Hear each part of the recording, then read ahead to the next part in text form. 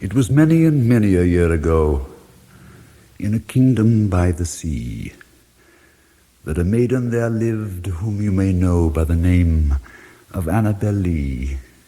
And this maiden she lived with no other thought than to love and be loved by me. I was a child and she was a child in this kingdom by the sea, but we loved with a love that was more than love, I and my Annabel, with a love that the winged seraphs of heaven coveted her and me. And this was the reason that long ago in this kingdom by the sea, a wind blew out of a cloud, chilling my beautiful Annabel, so that our high-born kinsman came and bore her away from me, to shut her up in a sepulchre in this kingdom by the sea. The angels, not half so happy in heaven, went envying her and me. Yes, that was the reason, as all men know in this kingdom by the sea, that the wind came out of the cloud by night, chilling and killing my Annabel. But our love, it was stronger by far than the love of those who were older than we, of many far wiser than we, and neither the angels in heaven above, nor the demons down under the sea can ever dissever my soul from the soul of the beautiful Annabel. For the moon never beams without bringing me dreams of the beautiful Annabel, and the stars never rise but I feel the bright eyes of the beautiful Annabel. And so all the night tide I lie down by the side of my darling, my life and my bride, in the sepulchre there by the sea, in her tomb by the sounding sea.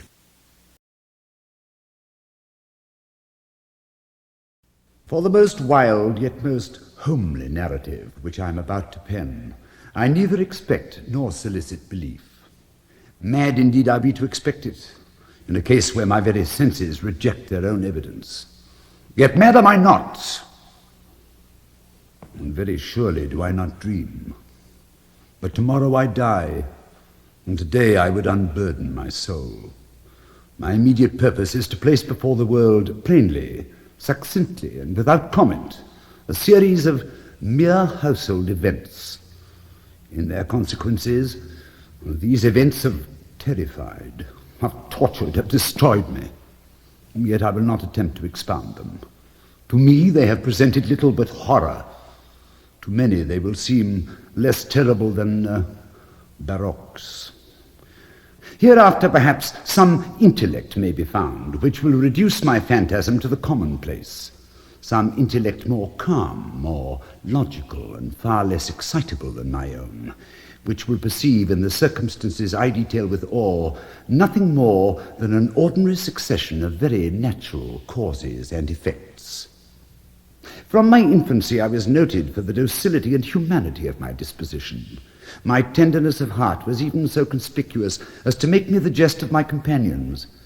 I was especially fond of animals. I was indulged by my parents with a great variety of pets. With these I spent most of my time, and never was so happy as when feeding and caressing them. This peculiarity of character grew with my growth, and in my manhood I derived from it one of my principal sources of pleasure. To those who have cherished an affection for a faithful and sagacious dog, I need hardly be at the trouble of explaining the nature or the intensity of the gratification thus derivable. There is something in the unselfish and self-sacrificing love of a brute which goes directly to the heart of him who has had frequent occasion to test the paltry friendship and gossamer fidelity of mere man. I married early and was happy to find in my wife a disposition not uncongenial with my own. Observing my partiality for domestic pets, she lost no opportunity of procuring those of a most agreeable kind. We had birds, goldfish, a fine dog, rabbits, a small monkey, and a cat. This latter was a remarkably large and beautiful animal, entirely black and sagacious to an astonishing degree. In speaking of his intelligence, my wife, who at heart was not a little tinctured with superstition, made frequent allusions to the ancient popular notion which regarded all black cats as witches in disguise. Not that she was ever serious upon this point, and I mention the matter at all for no better reason than that it happens just now to be remembered. Pluto, this was the cat's name, was my favorite pet and playmate. I alone fed him, and he attended me wherever I went about the house. It was even with difficulty that I could prevent him from following me through the streets. Our friendship lasted in this manner for several years, during which my general temperament and character, through the instrumentality of the fiend intemperance, had, I blush to confess it, experienced a radical alteration for the worse. I grew day by day more moody, more irritable, more regardless of the feelings of others. I suffered myself to use intemperate language to my wife. At length I even offered her personal violence. My pets, of course, were made to feel the change in my disposition. I not only neglected but ill-used them. For Pluto, however, I still retained sufficient regard to restrain me from maltreating him, as I made no scruple of maltreating the rabbits, the monkey, or even the dog, when by accident or through affection they came in my way. But my disease grew upon me. For what disease is like alcohol? And at length even Pluto, who was now becoming old and consequently somewhat peevish, even Pluto began to experience the effects of my ill temper. One night, returning home much intoxicated from one of my haunts about town, I fancied that the cat avoided my presence. I seized him, when in his fright at my violence he inflicted a slight wound upon my hand with his teeth. The fury of a demon instantly possessed me. I knew myself no longer. My original soul seemed at once to take its flight from my body, and a more than fiendish malevolence, gin-nurtured, thrilled every fibre of my frame. I took from my waistcoat pocket a penknife, opened it, grasped the poor beast by the throat, and deliberately cut one of its eyes from the socket. I blush, I burn, I shudder when I pen the damnable atrocity. When reason returned with the morning, when I had slept off the fumes of the night's debauch, I experienced a sentiment half of horror, half of remorse for the crime of which I had been guilty. But it was at best a feeble and equivocal feeling, and the soul remained untouched. I again plunged into excess and soon drowned in wine all memory of the deed. In the meantime, the cat slowly recovered. The socket of the lost eye presented, it is true, a frightful appearance, but he no longer appeared to suffer any pain. He went about the house as usual, but as might be expected, fled in extreme terror at my approach. I had so much of my old heart left as to be at first grieved by this evident dislike on the part of a creature which had once so loved me. But this feeling soon gave place to irritation, and then came, as if to my final and irrevocable overthrow, the spirit of perverseness. Of this spirit philosophy takes no account. Yet I am not more sure that my soul lives than I am that perverseness is one of the primitive impulses of the human heart, one of the indivisible primary faculties or sentiments which give direction to the character of man. Who has not 100 times found himself committing a vile or stupid action for no other reason than because he knows he should not? Have we not a perpetual inclination in the teeth of our best judgment to violate that which is law, merely because we understand it to be such? This spirit of perverseness, I say, came to my final overthrow. It was this unfathomable longing of the soul to vex itself, to offer violence to its own nature, to do wrong for wrong's sake only, that urged me to continue and finally to consummate the injury I had inflicted upon the unoffending brute. One morning, in cold blood, I slipped a noose about its neck and hung it to the limb of a tree, hung it with the tears streaming from my eyes and with the bitterest remorse at my heart. Hung it because I knew that it had loved me, and because I felt it had given me no reason of offense. Hung it because I knew that in so doing I was committing a sin, a deadly sin, that would so jeopardize my immortal soul as to place it, if such a thing were possible, even beyond the reach of the infinite mercy of the most merciful, the most terrible God. On the night of the day on which this most cruel deed was done, I was aroused from sleep by a cry of fire. The curtains of my bed were in flames. The whole house was blazing. It was with great difficulty that my wife, a servant, and myself made our escape from the conflagration. The destruction was complete.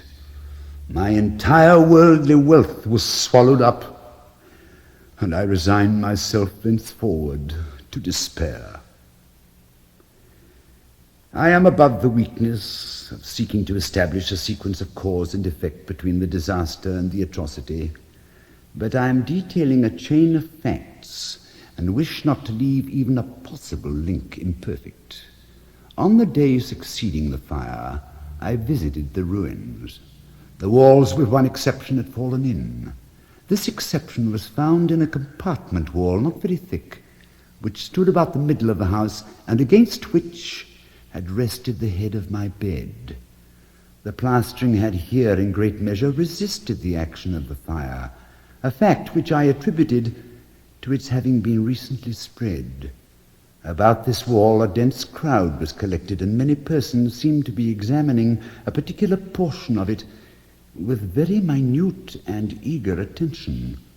The words strange, singular, and other similar expressions excited my curiosity. I approached and saw, as if graven in bas-relief upon the white surface, the figure of a gigantic cat. The impression was given with an accuracy truly marvelous. There was a rope about the animal's neck. When I first beheld this apparition, for I could scarcely regard it as less, my wonder and my terror were extreme. But at length reflection came to my aid. The cat, I remembered, had been hung in the garden adjacent to the house. Upon the alarm of fire, this garden had been immediately filled with a crowd, by someone of whom the animal must have been cut from the tree and thrown through an open window into my chamber.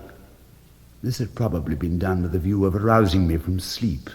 The falling of the other walls compressed the victim of my cruelty into the substance of the freshly spread plaster, the lime of which, with the flames and the ammonia from the carcass, had then accomplished the portraiture as I saw it.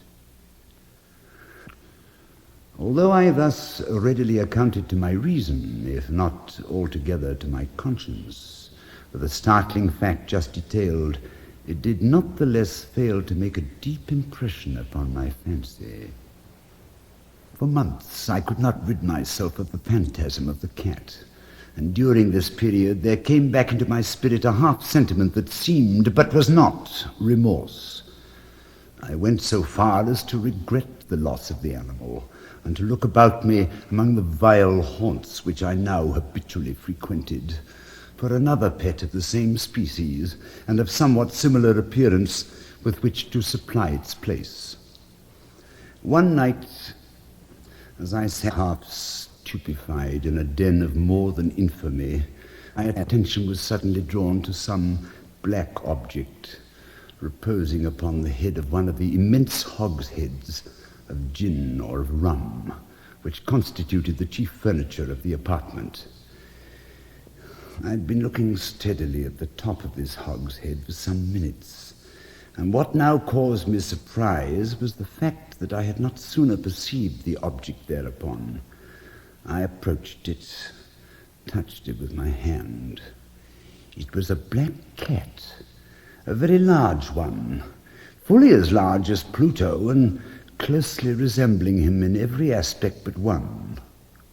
Pluto had not a white hair upon any portion of his body, but this cat had a large, although indefinite, splotch of white, covering nearly the whole region of the breast. Upon my touching him, he immediately arose, purred loudly, rubbed against my hand, and appeared delighted with my notice. This, then, was the very creature of which I was in search. I at once offered to purchase it of the landlord, but this person made no claim to it, knew nothing of it, had never seen it before. I continued my caresses. and when I prepared to go home, the animal evinced a disposition to accompany me. I permitted it to do so, occasionally stooping and patting it as I proceeded. When it reached the house, it domesticated itself at once and became immediately a great favorite with my wife. For my own part, I soon found a dislike to it arising within me. This was just the reverse of what I had anticipated, but I know not how or why it was. Its evident fondness for myself rather disgusted and annoyed me. By slow degrees, these feelings of disgust and annoyance rose into bitterness and hatred. I avoided the creature, a certain sense of shame and remembrance of my former deed of cruelty preventing me from physically abusing it. I did not for some weeks strike or otherwise violently ill-use it, but gradually, very gradually, I came to look upon it with unutterable loathing and to flee silently from its odious presence as from the breath of a pestilence. What added, no doubt, to my hatred of the beast was the discovery on the morning after I brought it home that, like Pluto, it also had been deprived of one of its eyes. This circumstance, however, only endeared it to my wife, who, as I've already said, possessed in a high degree that humanity of feeling which had once been my distinguishing trait and the source of many of my simplest and purest pleasures. With my aversion to this cat, however, its partiality for myself seemed to increase. It followed my footsteps with a pertinacity which it would be difficult to make the reader comprehend. Whenever I sat, it would crouch beneath my chair or spring upon my knees, covering me with its loathsome caresses. If I arose to walk, it would get between my feet and thus nearly throw me down, or, fastening its long, sharp claws in my dress, clamber in this manner to my breast. At such times, although I longed to destroy it with a blow, I was yet withheld from so doing, partly by a memory of my former crime, but chiefly, let me confess it at once, by an absolute dread of the beast. This dread was not exactly a dread of physical evil, and yet I should be at a loss how otherwise to define it. I'm almost ashamed to own, yes, even in this felon's cell, I am almost ashamed to own that the terror and horror with which the animal inspired me had been heightened by one of the merest chimeras it would be possible to conceive. My wife had called my attention more than once to the character of the mark of white hair of which I have spoken, and which constituted the sole visible difference between the strange beast and the one I had destroyed.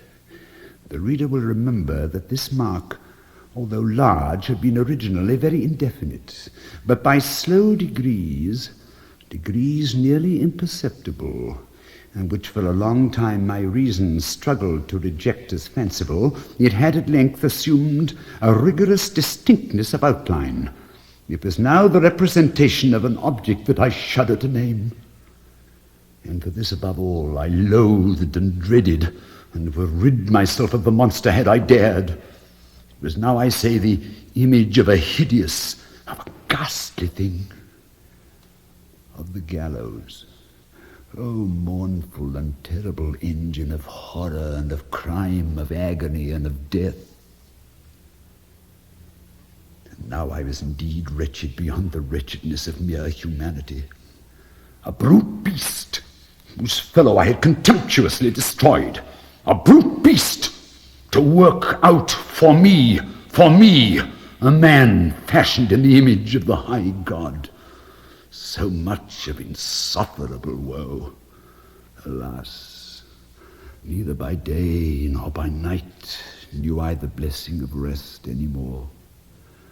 During the former, the creature left me no moment alone, and in the latter I started hourly from dreams of unutterable fear to find the hot breath of a thing upon my face, and its vast weight an incarnate nightmare that I'd no power to shake off, incumbent eternally upon my heart. Beneath the pressure of torments such as these, the feeble remnant of the good within me succumbed. Evil thoughts became my sole intimates, the darkest and most evil of thoughts. The moodiness of my usual temper increased a hatred of all things and of all mankind. While from the sudden, frequent, and ungovernable outbursts of a fury to which I now blindly abandoned myself, my uncomplaining wife, alas, was the most usual and most patient of sufferers. One day she accompanied me upon some household errand into the cellar of the old building which our poverty had compelled us to inhabit. The cat followed me down the steep stairs, and nearly throwing me headlong, exasperated me to madness. Uplifting an axe and forgetting in my wrath the childish dread which had hitherto stayed my hand, I aimed a blow at the animal, which of course would have proved instantly fatal had it descended as I wished. But this blow was arrested by the hand of my wife. Goaded by the interference into a rage more than demoniacal, I withdrew my arm from her grasp and buried the axe in her brain. She fell dead upon the spot without a groan. This hideous murder accomplished, I set myself forthwith, and with entire deliberation, to the task of concealing the body.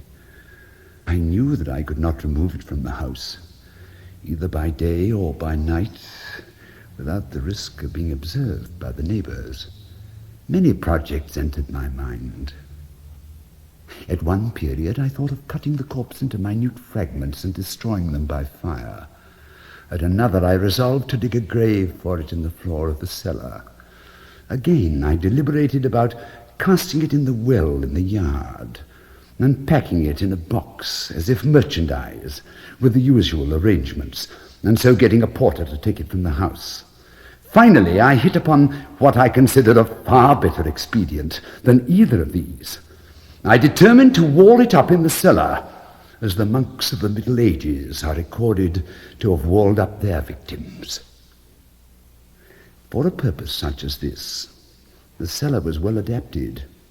Its walls were loosely constructed, and had lately been plastered throughout with a rough plaster, in which the dampness of the atmosphere had prevented from hardening. Moreover, in one of the walls was a projection caused by a false chimney or fireplace that had been filled up and made to resemble the rest of the cellar. I made no doubt that I could readily displace the bricks at this point, insert the corpse, and wall the whole up as before, so that no eye could detect anything suspicious. And in this calculation, I was not deceived. By means of a crowbar, I easily dislodged the bricks, and having carefully deposited the body against the inner wall, I propped it in that position, while with a little trouble I relaid the whole structure as it originally stood. Having procured mortar, sand, and hair, with every possible precaution, I prepared a plaster which could not be distinguished from the old, and with this I very carefully went over the new brickwork. When I'd finished, I felt satisfied that all was right. The wall did not present the slightest appearance of having been disturbed. The rubbish on the floor was picked up with the minutest care. I looked around triumphantly and said to myself, "Here at least, then, my labor has not been in vain." My next step was to look for the beast which had been the cause of so much wretchedness, for I had at length firmly resolved to put it to death. Had I been able to meet with it at the moment, there could have been no doubt of its fate, but it appeared that the crafty animal had been alarmed at the violence of my previous anger, and forbore to present itself in my present mood. It is impossible to describe or to imagine the deep and blissful sense of relief which the absence of the detested creature occasioned in my bosom. It did not make its appearance during the night, and thus for one night at least, since its introduction into the house, I soundly and tranquilly slept. I slept, even with the burden of murder upon my soul. The second and third day passed, and still my tormentor came not. Once again I breathed as a free man. The monster in terror had fled the premises forever. I should behold it no more. My happiness was supreme. The guilt of my dark deed disturbed me but little. Some few inquiries have been made, but these have been readily answered. Even a search had been instituted, but of course nothing was to be discovered. I looked upon my future felicity as secured. Upon the 4th day of the assassination, a party of the police came very unexpectedly into the house and proceeded again to make rigorous investigation of the premises. Secure, however, in the inscrutability of my place of concealment, I felt no embarrassment whatever. The officers bade me accompany them in their search. They left no nook or corner unexplored. At length, for the 3rd or 4th time, they descended into the cellar. I quivered not a muscle. My heart beat calmly as that of one who slumbers in innocence. I walked the cellar from end to end. I folded my arms upon my bosom and roamed easily to and fro. The police were thoroughly satisfied and prepared to depart. The glee at my heart was too strong to be restrained. I burned to say if but one word by way of triumph, and to render doubly sure their assurance of my guiltlessness. Gentlemen, I said at last as the party ascended the steps, I delight to have allayed your suspicions. I wish you all health and a little more courtesy. By the by, gentlemen, this is a very well-constructed house.